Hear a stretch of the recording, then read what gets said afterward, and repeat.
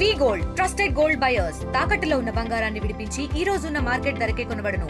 మరిన్ని వివరాలకు సంప్రదించండి 77107720. Welcome to RTV. నేను మీ గయాజ్ని. క్రైస్తవ బోధకులు పగడాల ప్రవీణ్ మరణంపై 2 తెలుగు రాష్ట్రాల్లో వివాదాస్పదంగా మారింది. ఈ ఘటనలో అనుమానాలకు, అవమానాలకు, విమర్శలకు గురైన డాక్టర్ మైనార్టీ నాయకులు డాక్టర్ సమీ హుసేన్ ప్రస్తుతం మనతో ఉన్నారు. అసలు ఆయన ఈ ఘటన మీద గత వారం రోజుల నుంచి వస్తున్న వివిధ రకాల మాటలు కావచ్చు, అదేవిధంగా ఈ ఘటన రకరకాల కోణాల్లో మలుపు తిరుగుతుంది. దీని మీద మాట్లాడేందుకు ఆయన మనతో ఉన్నారు. ఎంతో మాట్లాడదాం. నమస్తే సమీ హుసేన్ భాయ్. నమస్కారం. చెప్పండి, అంటే ఫస్ట్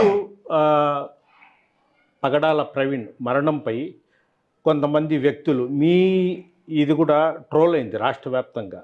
ఇప్పుడు మళ్ళీ ఈ మద్యం అని రకరకాలుగా ఎవరు తోచిన వాళ్ళు మాట్లాడుతున్నారు, ఎవరు తోచినట్లు వాళ్ళు యూట్యూబ్లలో ఇది చేస్తున్నారు, ఛానల్స్లో ప్రసారాలు చేస్తున్నారు. అసలు ఎలా చూడొచ్చు అంటారు దీన్ని? గయాజ్ గారు, మీకు తెలుసు, ఎందుకంటే పగడాల ప్రవీణ్ గారి మరణం జరిగిన తర్వాత ఇమీడియట్గా మనకు తెలిసిన వెంటనే మనం ఏంటంటే అతని పవిత్ర ఆత్మకు శాంతి చేకూరాలా, అదేవిధంగా వాళ్ళ కుటుంబ సభ్యులకు మనశ్శాంతి చేకూరాలని చెప్పి ఒక పోస్ట్ పెట్టడం జరిగింది. అదేవిధంగా మన ఫాస్టింగ్ అయిపోయిన తర్వాత మసీద్ దగ్గర నుంచి కూడా ఒక వీడియో పెట్టడం జరిగింది. అయితే ఆ సంఘటన జరిగిన కొత్తలో కొంతమంది అతనికి నాకు జరిగిన ఏదైతే వివాదం ఉందో దాని మీద అతను మొహమ్మద్ ప్రవక్త అనుచిత వ్యాఖ్యలు చేయడము, అదేవిధంగా నేను క్రిస్టియానిటీలో ఉన్న జీసస్ గారి గురించి అనుచిత వ్యాఖ్యలు చేయడానికి మా ఇస్లాం మాకు అంగీకరించదు కాబట్టి అతను చేసిన వ్యాఖ్యలను నేను తట్టుకోలేక అతనికి దూషించడము, ఈ సంఘటనలంతా జరిగినాయి. జరిగిన తర్వాత అతను ఒక వీడియో పెట్టాడు. ఏమని వీడియో పెట్టాడంటే, వెటకారంగా ఈ విధంగా సమీ గారు, మీరు మీ ముస్లిం జిహాదీల నుంచి నన్ను కాపాడండి, నా మీద జిహాద్ ప్రకటించబాకండి, నన్ను చంపబాకండి, నన్ను చంపేస్తారేమో భయంగా ఉందని చెప్పి ఒక ఇది పెట్టి నేను క్షమాపణ కోరుకుంటాను అన్నాడు. దాని తర్వాత అతను క్షమాపణ కూడా కోరుకుంటూ వీడియో పెట్టి మళ్ళీ అందులో కూడా వెటకారంగా మాట్లాడాడు. మాట్లాడిన తర్వాత అతను క్షమాపణ కోరుకుంటూ మాట్లాడిన 3 నిమిషాల బిట్ని కట్ చేసి అంతవరకే మనం సోషల్ మీడియాలో పోస్ట్ చేసి పగడాల ప్రవీణ్ గారు మొహమ్మద్ ప్రవక్త మీద చేసిన అనుచిత వ్యాఖ్యలకు గాను అతను క్షమాపణ కోరుకున్నందుకు ధన్యవాదాలు తెలుపుతున్నామని చెప్పి ఆ సబ్జెక్ట్ని అక్కడితో మనం ఎండ్ చేసేసినాం. ఈ పగడాల ప్రవీణ్ గారు మొహమ్మద్ ప్రవక్త గురించి మాట్లాడిన సందర్భంగా చాలామంది క్రైస్తవ సోదరులతో మనం ఏమయ్యా ఈ విధంగా మాట్లాడాడంటే, క్రైస్తవ సోదరులు కూడా పగడాల ప్రవీణ్ గారు మాట్లాడింది తప్పు, అతను ఈ విధంగా మాట్లాడకూడదు, అతను క్రిస్టియానిటీకి సరిగ్గా అర్థం చేసుకోలేదని వాళ్ళు కూడా వీడియోలు పెట్టినారు. క్రిస్టియానిటీలో నుంచి వ్యతిరేకత వచ్చేస్తుందని అతను భయపడి మా మీద క్షమాపణ కోరాడు తప్ప మనం భయపెడితే అతను భయపడి క్షమాపణ ఏం కోరలేదు. పాయింట్ ఒకటి. ఇంకా రెండోది, ఒక్కసారి వాళ్ళు ఏదో అయ్యా ఈ వీడియో ఉంది కాబట్టి అతని మీద కూడా మాకు అనుమానం ఉందని చెప్పడంలో తప్పు లేదనుకుంటాను. కానీ అదే పనిగా అన్ని ఛానల్స్లో నా వీడియో పెట్టి, నా ఫోటో పెట్టి, ఈ సమీ హుసేన్ మీద ఇది ఉంది, అతని మీద డౌట్ ఉంది, అతన్ని చంపి ఉంటాడంట అని చెప్పి గందరగోళంగా నాకు ట్రోలింగ్ చేశారు. ఈ ట్రోలింగ్ చేసిన వీడియోలు దాదాపు ఒక 1000 వీడియోల్లో నా ఫోటో పెట్టి నాకు ట్రోలింగ్ జరిగింది. ఆ కామెంట్లు మీరు చూడండి, ఎంత అవమానకరంగా, ఎంత అసభ్యకరంగా, అసలు నిజంగా ఏంద్ర నాయన వీళ్ళు ఈ విధంగా నా వెనకాల పడిపోయి నాకు టార్చర్ పెడుతున్నారనే భావన కలిగే విధంగా వాళ్ళు పెట్టినారు. నేను ఒకటే చెప్తున్నాను గయాజ్ గారు, ఇస్లాం ధర్మాన్ని నేను అనుసరిస్తాను. అల్లా మొహమ్మద్ ప్రవక్త సల్లల్లాహు అలైహి వసల్లం గారి చూపించిన మార్గంలో నేను నడుస్తాను. అల్లా గురించి కానీ మొహమ్మద్ ప్రవక్త గురించి కానీ ఎవరు ఏం మాట్లాడినా కానీ వాళ్ళనైతే నా ఒంట్లో ప్రాణం ఉన్నంత వరకు నేను వ్యతిరేకిస్తూనే ఉంటాను. At the same time Hindu ధర్మం గురించి అనుచిత వ్యాఖ్యలు చేసినా, క్రిస్టియానిటీ గురించి అనుచిత వ్యాఖ్యలు చేసినా కానీ వాళ్ళను కూడా నేను ఖచ్చితంగా నాకు తెలిసిన దారిలో నేను వాళ్ళకు అడ్డు తగులుతూనే ఉంటాను. ఇక్కడ జరుగుతున్న సంఘటన ఏంది? ఒక వ్యక్తి చనిపోయినాడు. చనిపోయిన తర్వాత అతని పుణ్యాత్ముడా పాపాత్ముడా అనేది డిసైడ్ చేయాల్సింది ఎవరు? పరమాత్ముడు. నేను చచ్చిపోయినాను, నేను నరకానికి వెళ్తానా స్వర్గానికి వెళ్తానా అనేది డిసైడ్ చేయాల్సింది ఎవరు? నా పాప పుణ్యాల లెక్క చూడాల్సింది ఎవరు? నేను ఎవరిని నమ్ముతానో ఆ దేవుడు. హిందువులకైతే హిందూ దేవుడు, నాకైతే అల్లా, క్రిస్టియన్లకైతే వాళ్ళ ప్రభు డిసైడ్ చేస్తాడు. అతను ఏం తప్పు చేశాడా మంచి చేశాడా అనేది డిసైడ్ చేస్తారు. కానీ ఇక్కడే అందరూ డిసైడ్ చేసేస్తున్నారు, వాడు నరకానికి వెళ్తాడు, వీడు స్వర్గానికి వెళ్తాడు, వాడు మందు తాగి చచ్చిపోయాడు, వాడు కింద పడి చచ్చిపోయాడు, బండి గుద్దేసింది, అది ఇంకొకటి ఇంకొకటి ఇంకొకటి. నేను ఒకటే అందరికీ రిక్వెస్ట్ చేస్తున్నాను ఏంటంటే, పోలీసు వాళ్ళు ఇన్వెస్టిగేషన్ చేస్తున్నారు, ఆ జరిగిన అది యాక్సిడెంటా హత్య అనేది తేల్చాల్సింది ఎవరు? మీరు మేము కాదు, పోలీసు వాళ్ళే తేల్చారా? ప్రతిరోజు ఒక కొత్త స్టోరీ వస్తుంది, ప్రతిరోజు కన్ఫ్యూజ్ చేసేస్తూ, ప్రతిరోజు మనుషుల మైండ్ సెట్ని గందరగోళం చేసేస్తూ, సరే ఏదైనా వాళ్ళు పెట్టిన డెబేట్లలో పనికొచ్చే పాయింట్ ఏదైనా మాట్లాడుతున్నారంటే అది లేదు. ఒక ఆయన ఏం చెప్తాడు, వైన్ షాప్ దగ్గర అతను మద్యం కొంటున్నాడు, ఒకతను ఏం చెప్తాడంటే అతని వేషం వేసి అక్కడికి పంపించారంటాడు. ఇంకొక రోజు ఏంది, ఇతని ఫోన్పేలో నుంచి మద్యం షాపుకు డబ్బులు పోయినాయి, దానికి ఏం చెప్తున్నారు, కాదు దానికి ఏదో హ్యాక్ చేసి పంపించినారు. ఏంది ఇది? సమాజాన్ని మీరు చైతన్యవంతులు చేస్తున్నారా, లేదా సమాజాన్ని మీరు చెవిలో పువ్వులు క్యాబేజీలు పెట్టే ప్రయత్నం చేస్తున్నారా, లేదా ఈ కేసుని సర్వనాశం చేసే ప్రయత్నం చేస్తున్నారా? ఈ సొసైటీని ఏం చేయాలనుకుంటున్నారు? ఒక వ్యక్తి చచ్చిపోయినాడు, ఆ చచ్చిపోయిన వ్యక్తి మీద పలు అనుమానాలు ఉన్నాయి. ఒకటి సయీం భాయ్, ఇప్పుడు ప్రధానంగా క్రైస్తవ సోదరులు కానీ అదేవిధంగా రకరకాలు చెప్తారు, ఇది తేల్చాల్సింది పోలీసులు. అయితే ఇప్పట్లో ఉన్న టెక్నాలజీ ఈవీఎంలలోనే ఓట్లు బల్లం చేసేస్తున్నారు. అలాంటిది ఒక వ్యక్తి ఏమైనా చేయవచ్చు అనేది వాళ్ళ వాదన.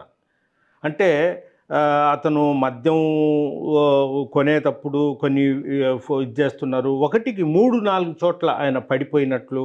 అంటే వాస్తవం మనం ఇద్దరం మాట్లాడుకుందాం, నేనే వెళ్తూ ఉంటా ఒక చోట తాగి పడిపోతాను, మళ్ళీ పడిపోయినప్పుడు అతను కండిషన్ బాగలేదని పక్కన ఉంటాం, మళ్ళీ తాగి మళ్ళీ అట్నే వెళ్తుంటారు. దాన్ని ఎలా చూడొచ్చు అంటారు? ఇప్పుడు ఎవరైనా కానీ అది ప్రవీణ్ పగడాల గారి వీడియోసా కాదా అనేది నాకైతే తెలియదు. ఓకే, ఏదైతే ఈ టీవీ ఛానళ్ళలో యూట్యూబ్ ఛానళ్ళలో చూపిస్తున్న వీడియోలను బట్టి అతను 3 దగ్గర 4 దగ్గర ముందు ఒకసారి లారీ బ్యాక్ ఏదో తగిలి కింద పడిపోతాడు, ఇంకొకసారి అతనే పోయి స్తంభాన్ని గుద్దేస్తాడు, ఇంకొకసారి అతనే కింద పడిపోతాడు. ఈ విధంగా 3-4 దగ్గర కింద పడిపోయినారంటే ఖచ్చితంగా కూర్చొని ఉంటాడు. ఖచ్చితంగా ఆ వ్యక్తి చాలా తీవ్రమైన డిప్రెషన్లో ఉన్నాడు. అతని తీవ్రమైన డిప్రెషన్ అంటే, అరే ఏంది బ్రతుకు చచ్చిపోతే పోయింది, ఎవరో నమ్మకమైన క్యాండిడేటు సముద్రంలో తీసుకొని పోయి చెయ్యి వదిలేస్తే, రే ఈడేంద్ర నాకు ఇంత పెద్ద ద్రోహం మోసం చేశాడు, నేను ఇంకా బ్రతికి ఏం లాభం రా అనే డిప్రెషన్లో ఉన్న వ్యక్తులు తప్ప మైండ్ ఫ్రెష్గా మైండ్ ఇది ఉన్న వాళ్ళు ఏంటంటే ఎంతోమంది ఉన్నారు.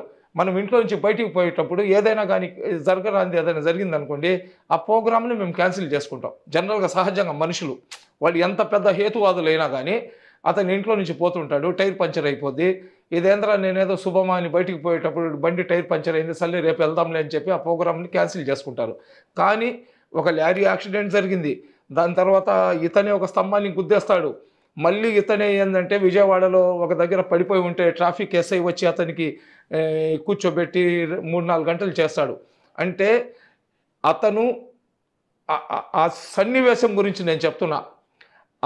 ఆ వచ్చిన పర్వీన్ ప్రగాఢ అతనికి చాలా కార్లు ఉన్నాయి, చాలా ఉన్నతమైన స్థానంలో ఉన్నాడు, చాలా డబ్బులు అతని దగ్గర ఉన్నాయి అంటున్నారు. అతను 10 మంది బౌన్సర్లను కూడా పెట్టుకొని వెళ్ళే శక్తి సామర్థ్యాలు అతనికి ఉన్నాయని చెప్తున్నారు. అయితే అతను ఏదో చాలా పర్సనల్ పక్కన ఉన్న మనిషికి కూడా తెలియకుండా ఎవరితోనో కలవడానికి వచ్చినట్లు అనిపిస్తుంది. ఆ వచ్చినప్పుడు ఆ వ్యక్తి ఇతనికి వచ్చేసిన తర్వాత నువ్వు రావాల్సిన అవసరం లేదు, నీతో నాకు ఇంకా అవసరం లేదు అని చెప్పినప్పుడు ఆ మాట ఏదైనా అతని గుండెల మీద తీసుకొని ఇంకా బ్యాక్ వెళ్ళలేక ముందుకు జరగలేక ఆ డిప్రెషన్లో ఏం జరిగినా కానీ పర్వాలేదు అనే టైప్లో మూర్ఖత్వంగా వెళ్ళినట్లే అనిపిస్తుంది. కానీ అంత నాలెడ్జ్ ఉన్న వ్యక్తి అన్ని ప్రబోధకాలు చేశాడు, అతనికి భారతదేశంలోనే కాదు ప్రపంచ దేశాల్లో కూడా అతనికి ఉంది, చాలా బాగా మాట్లాడతాడు, చాలా మంచి ముందు చూపు ఉంది, ఒక ఐటీ కంపెనీకి ఓనర్ అతను, ఎంతోమందికి అతను ఇచ్చేస్తున్నాడు అని చెప్పారు కదా. అన్ని బాధ్యతలు ఉన్న వ్యక్తి ఇంత మూర్ఖత్వంగా ఎందుకు వెళ్ళాడు అనే కోణంలో కూడా పోలీసులు ఒకసారి ఆలోచిస్తే బాగుంటుంది. ఇంకా రెండోది ఏంటంటే ఈ ట్రోలింగ్ చేసే వాళ్ళకు కూడా నేను రిక్వెస్ట్ చేస్తున్నాను, పోలీసు వాళ్ళు పూర్తిగా నిర్ధారణ చేసేదాకా, పోలీసు వాళ్ళు పూర్తిగా నిర్ధారణ ఈ రోజు కాకపోతే రేపు, రేపు కాకపోతే ఎల్లుండి చేస్తుంది, అతనికి మద్యం అలవాటు ఉందా లేదా పోస్ట్మార్టం రిపోర్ట్లో వచ్చేస్తుంది. రెండోది అతని షేపులో ఇంకొక అతనికి డూప్లికేట్ క్యాండిడేట్ని తయారు చేసి ఈ మొత్తం క్రియేషన్ చేస్తున్నారు, క్రియేటివిటీ చేస్తున్నారు అంటున్నారు. క్రియేషన్ చేసినా బయటపడుతుంది, క్రియేటివిటీ చేసినా బయటపడుతుంది. ఒక వ్యక్తిని సినిమా షూటింగ్ కాదు కదా, పోతూ పోతూ లారీకి తగలడము అదంతా క్రియేట్ చేసుకోలేము. ఎందుకంటే ఆ వీడియోలో లారీ తగిలింది, అతని కింద పడిపోయినట్టు క్లియర్గా కనపడుతుంది.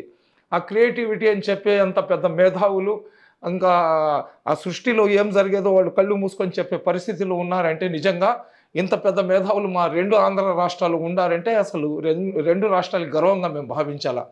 కేవలం అండి ఇదంతా అతను చనిపోయాడా, చనిపోతే ఎలాగ చనిపోయాడు, యాక్సిడెంట్ వల్ల చనిపోయాడా, యాక్సిడెంట్ వల్ల చనిపోతే యాక్సిడెంట్ ఏ విధంగా జరిగింది, లేదా ఎవరైనా చంపేసి ఉన్నారా, అదేనండి ఎవరైనా చంపేసి ఉండారా, చంపేసి ఉంటే ఎవరు చంపినారు, ఎందుకు చంపినారు అనేది ఈ రోజు కాకపోతే ఒక నెలకైనా బయటకు వస్తుంది.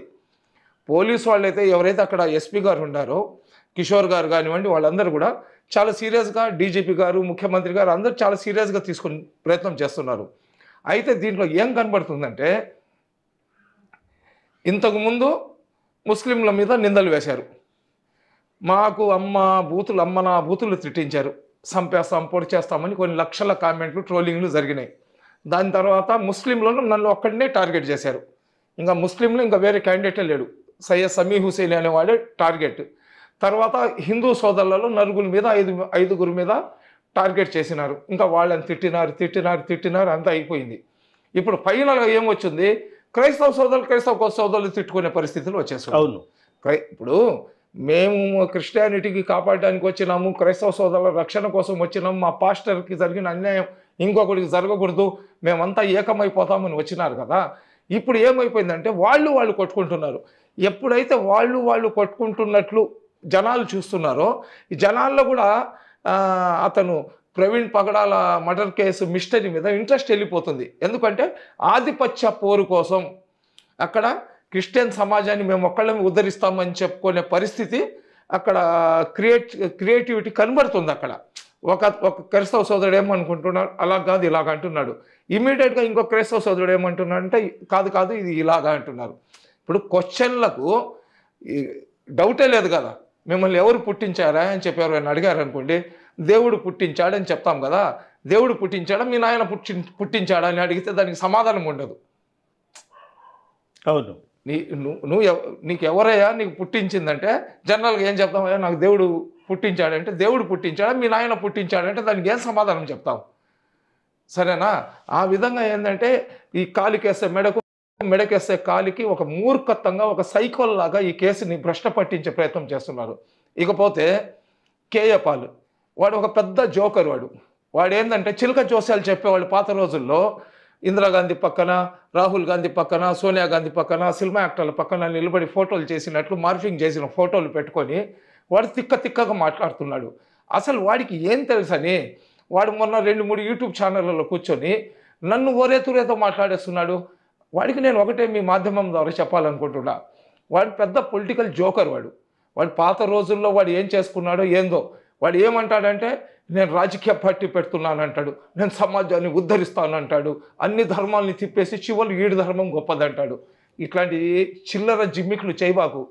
నువ్వు ఎవరో మాకు తెలీదు, నువ్వు ఒక జోకర్ లాగా మాకు తెలుసు. నువ్వు బయట నుంచి డబ్బులు తెచ్చుకున్న డబ్బులు నువ్వు తినేసినావు. పేద క్రిస్టియన్ల పేర్లు చెప్పి అమెరికాలో డబ్బున్న వాళ్ళ దగ్గర పోయి వాళ్ళ కాళ్ళ దగ్గర ఈ పేదోళ్ళ ఆల్బమ్స్ ఫొటోస్ చూపించి మీ దేవుడి పేరు చెప్పి ఆ దేవుడి బిడ్డలను చూపించి ఆ డబ్బులు తెచ్చుకొని నువ్వు తిన్నావు కాబట్టి ఈరోజు ఏంటంటే అన్ని దేశాల్లో నీ ప్యాంట్ ఇప్పి వెనకాల స్టిక్కర్ స్వస్తిక్ గుర్తు కొట్టేసి నీకు ఏ దేశాల్లో కూడా రానికుండా చేసేశారు.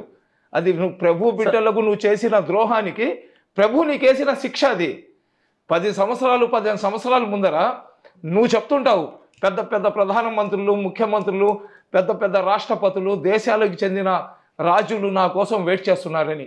ఈరోజు నీ కోసము పిచ్చి కుక్కలు కూడా వెయిట్ చేయని పరిస్థితి భగవంతుడు నీకు కల్పించినాడంటే ఖచ్చితంగా నువ్వు నీ భగవంతుడిని నువ్వు ద్రోహం చేసినావు కాబట్టే నువ్వు బ్రతికి ఉండగానే మీ యేసు ప్రభు నిన్ను కుక్క కన్నా హీనంగా చేసేస్తున్నాడు సమాజంలో. ఇకనైనా నువ్వు కళ్ళు తెరిచి నువ్వు బైబిల్ మార్గంలో నడుస్తూ మీ యేసు ప్రభుని ప్రసన్నం చేసుకో. నీ మాటలతో, నీ చేష్టాలతో, నీ కోతి చేష్టాలతో నువ్వు క్రిస్టియానిటీని, యేసు ప్రభుని నువ్వు బద్నాం చేసే ప్రయత్నం చేస్తున్నావు. కాబట్టి నువ్వు ఇప్పుడైనా ఏకాంతంలో ప్రభు దగ్గర పోయి ప్రభుతోనే డైరెక్ట్ అదేదో చెప్తారు కదా, కంఫ్రెస్మెంట్ ఏదో అంటారు కదా, కాంప్రమైజ్ కాదండి, అది తప్పు చేస్తే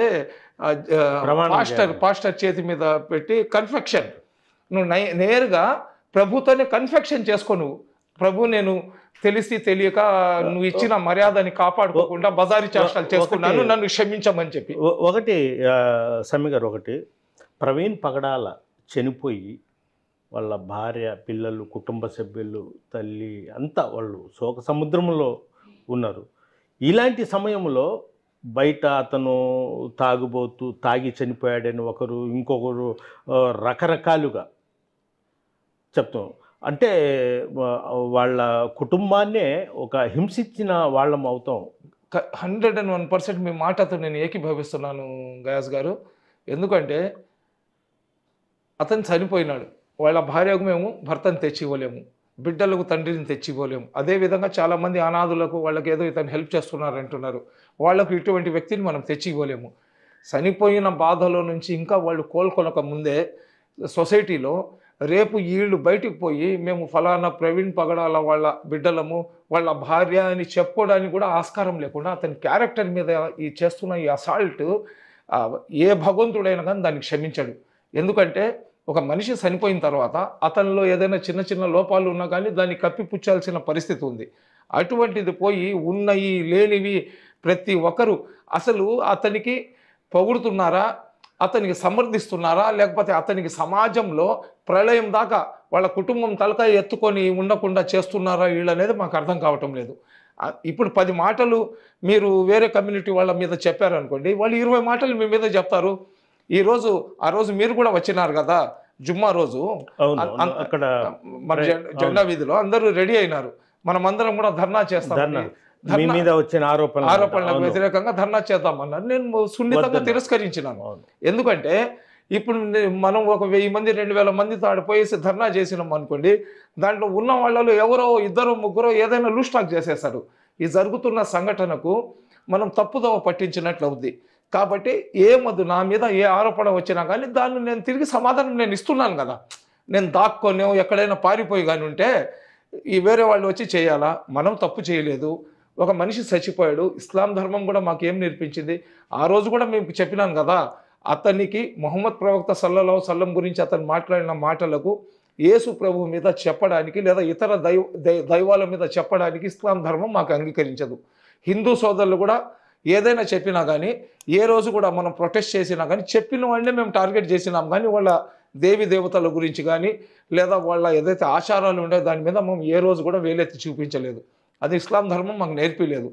ప్రవీణ్ పగడాల గురించి కూడా మనం మాట్లాడిన దానికి మనం పశ్చాత్తాపం చెందినాం, అరే మనం మాట్లాడాం కదా అని చెప్పి. ఎందుకంటే ఆ విధంగా అతను రెచ్చగొట్టాడు కాబట్టి మాట్లాడు. ఇప్పుడు ఒకటి, ప్రవీణ్ పగడాల అనేది ఒక గుర్తింపు 2 తెలుగు రాష్ట్రాల్లో గుర్తింపు తెచ్చుకున్నాడు. ఆయన ఒక పాస్టర్గా, అంటే అతను వివాదాలుగా మాట్లాడినా ఏదో ఒక రూపంలో పగడాల ప్రవీణ్ అనేది చేశాడు. అలాంటి వ్యక్తి అంటే సామాన్య ప్రజలు కూడా మామూలుగా జనాల్లోకి పోయేటప్పుడు కనీసము మాణిక్యందు అవి కూడా నమలకుండా, అంటే జనాలు పోయేటప్పుడు గౌరవం పక్కన పెట్టి పోతారు. అలాంటిది ఈయన రాజమండ్రిలో వేరే వాళ్ళ కలవాలి అంటే ఒక పాస్టర్ అంటే గౌరవం. అలాంటి వ్యక్తి హైదరాబాద్లో కదిలిన కాడి నుంచి ప్రతి ఒక 50-20 కిలోమీటర్ దూరంలో మందులు తీసుకోవడము, తాగడము, పడడము, అలా ఎలా సాధ్యం? అంటే పెద్ద తాగుబోతుకైతేనే అది సాధ్యం పడుతుంది. గయాస్, ఇప్పుడు మీకు నేను మీ మాటతో నేను ఏకీభవించను. ఎందుకంటే అతనికి తాగుడు అలవాటు ఉందా లేదా అని చెప్పాల్సింది వాళ్ళ ఫ్యామిలీ, వాళ్ళ భార్య చెప్పాలా, వాళ్ళ భార్య కానీ వాళ్ళ బిడ్డలు కానీ చెప్పాలా. జనరల్గా మీరు ఏ మాట అయితే చెప్పినారో అది ₹1,00,00,000 మాట. సిగరెట్ అలవాటు ఉన్నవాడు కూడా 10 మందిలో పోయేటప్పుడు అతను ఏం చేస్తాడంటే ఆ సిగరెట్ని ఏం చేస్తాడంటే దాపెట్టుకుంటాడు, లేదా ఎవరైనా వేరే ఏదైనా వస్తువు తినే అలవాటు ఉన్నవాళ్ళు తాగిన ఒక్కపొడి ఏదైనా వేసుకొని రాకుండా చేస్తారు. అదే కదా ఇక్కడ వివాదం వస్తుండేది. ప్రవీణ్ పగడాల మందు తాగడు, అతను కాదు అని క్రైస్తవ సోదరులు చెప్తున్నారు. సీసీ ఫుటేజ్లు టెలికాస్ట్ చేసిన ఛానల్ వాళ్ళు ఏం చేస్తున్నారంటే, లేదు ఇతను ఏంటంటే తాగేశాడు, ఇతను తాగుబోతు అని చెప్తున్నారు. కాబట్టి దయచేసి ఒకరి క్యారెక్టర్ని అసాల్ట్ చేయబాకండి. అతనికి తాగుడు అలవాటు ఉందా లేదా అనేది ఎవరు తెలుసుకోవాలా? పోస్ట్ మార్టం రిపోర్ట్లో ఇతను ఆల్కహాల్ తీసుకొని ఉన్నాడని రావాలా? దానికి పోలీసు వాళ్ళు ఇమ్మీడియట్గా చెప్పేయవచ్చు. ప్రాథమికంగానే ఒక రోజులో ఇచ్చేస్తారు. అవును, ఒక రోజులో స్టమక్లో ఆల్కహాల్ ఉందని చెప్పేస్తారు. ఆ పోలీసు వాళ్ళు ఏంటంటే ఈ సీసీ ఫుటేజ్లు పోలీసు వాళ్ళు కానీ రిలీజ్ చేసి ఉంటే ఇతను ఆల్కహాల్ అలవాటు ఉంది, ఇతను ఈ విధంగా తాగుకుంటూ వచ్చాడని చెప్పేసి ఆ వివాదం అక్కడికి అయిపోద్ది. అలా కాకుండా పోలీసు వాళ్ళు చెప్పకుండానే ఈ సీసీ ఫుటేజ్లు ఆ షాపుల దగ్గర నుంచి అక్కడి నుంచి ఒక ఛానల్ వాళ్ళు ఇన్ఫ్లుయెన్స్ చేసి తీసుకొని వాళ్ళు దీని మీద డెబిట్లు డిస్కషన్ పెట్టినప్పుడు అతని క్యారెక్టర్ అసాల్ట్ అవుతుంది. కాబట్టి దయచేసి వాళ్ళ కుటుంబ సభ్యులు కానివ్వండి, పోలీసు వాళ్ళు కానివ్వండి, అతనికి మద్యం అలవాటు ఉందని చెప్పేదాకా అతని క్యారెక్టర్ మీద అసాల్ట్ చేయబాకండి. ఆ డౌట్లు కూడా క్రైస్తవ సోదరులు అందుకనే కదా రైజ్ చేస్తుండేది. మాకు తెలిసి ప్రవీణ్ పగడాల తాగడు, అటువంటి వ్యక్తి ఇన్ని దగ్గర తాగుతున్నాడు, ఇన్ని దగ్గర పడుతూ లేస్తున్నాడు, పచ్చి తాగుబోతులాగా జరుగుతుంది కదా, ఇది ప్రవీణ్ పగడాల కాదు, ఇతని ప్లేస్లో ఎవరో ఒక డూప్ షాట్ని పెట్టి చేస్తున్నారు అనేదే కదా క్రైస్తవుల వాదన. ఇప్పుడు మీరు చెప్పిన మాటని బేస్ చేసుకునే ఇప్పుడు నేను 10 మందిలో వెళ్తాను గాయస్ గారు, 10 మందిలో నేను ఏ విధంగా కనబడతానో దాన్ని బట్టి నా క్యారెక్టర్ ఏందో నా అలవాట్లు ఏందో అర్థమై ఉంటాయి. నేను ఇంట్లో వచ్చి ఏం చేస్తానో బయట వాళ్ళకి తెలియదు కదా. కానీ బయట ప్రపంచానికి ప్రవీణ్ పగడాల అనే అతను ఎక్కడ కూడా అతను క్యారెక్టర్ లెస్ లాగా కనబడలేదు వాళ్ళకు. ఇప్పుడు అతని క్యారెక్టర్ లెస్ లాగా ఈ వీడియోస్ ఇవన్నీ వస్తుండే తల్లి వాళ్ళు జీర్ణించుకోలేకపోతున్నారు. ప్రవీణ్ ప్రదేశంలో వేరే డూప్ వ్యక్తిని పెట్టి అతని క్యారెక్టర్ని నాశనం చేసే ప్రయత్నం చేస్తున్నారని క్రైస్తవ సోదరులు మండిపోతున్నారు. కాబట్టి దయచేసి నేను చెప్పేది ఏంటంటే దీనికి ఎవరైతే ఆ యూట్యూబ్ ఛానల్ వాళ్ళు ఉన్నారో ఒకసారి మీరే వాళ్ళ కుటుంబం దగ్గర పోయేసి అమ్మ మీ భర్త గారికి తాగుడు అలవాటు ఉందా లేదా అనేది ఒకసారి కనుక్కోండి వాళ్ళ మిస్సెస్ దగ్గర నుంచి. ఇప్పుడు ప్రవీణ్ పగడాల చనిపోయిన వెంటనే అది ప్రమాదమా హత్య అనే విషయం మీద వెంటనే పోలీస్ ఎస్పీ కావచ్చు, అదేవిధంగా ఐజీ కావచ్చు వాళ్ళు ప్రెస్ మీట్ పెట్టి వెంటనే చెప్పారు.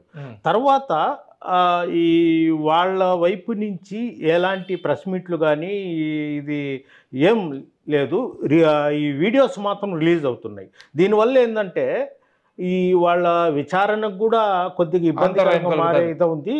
ఈ మతాల మధ్యన ఒక గొడవ జరిగే అవకాశాలు ఉన్నాయి. అంటే ఇప్పటికే ఒక నెల్లూరు జిల్లాలో చూసుకున్నాం, ఎక్కడో రాజమండ్రి అక్కడ హైదరాబాద్లో జరిగితే నెల్లూరు జిల్లాలో నిన్న బుచ్చిరెడ్డిపాలెంలో వెంకటగిరిలో మొత్తం క్రైస్తవ సోదరులు మొత్తం ఆందోళనలు నిరసన కార్యక్రమాలు చేపడుతున్నారు. అదే నాకు చాలామంది మిత్రులు నాకు ఫోన్ చేస్తున్నారు. ఫోన్ చేసి మీరు కొద్దిగా జాగ్రత్తగా ఉండండి, ఎందుకంటే మీ పేరు బాగా ఒక పక్క నుంచి క్రైస్తవ సోదరులు, ఒక పక్క నుంచి హిందుత్వవాదులు కూడా మనం ఏదైతే అతనికి మాట్లాడినామో ఆ వీడియోస్లో మార్ఫింగ్లు చేసి రకరకాలుగా పెట్టేసి దానికి వైరల్ చేస్తున్నారు, మీ మీద కక్ష పెంచుకొని ఉన్నారని చెప్పి.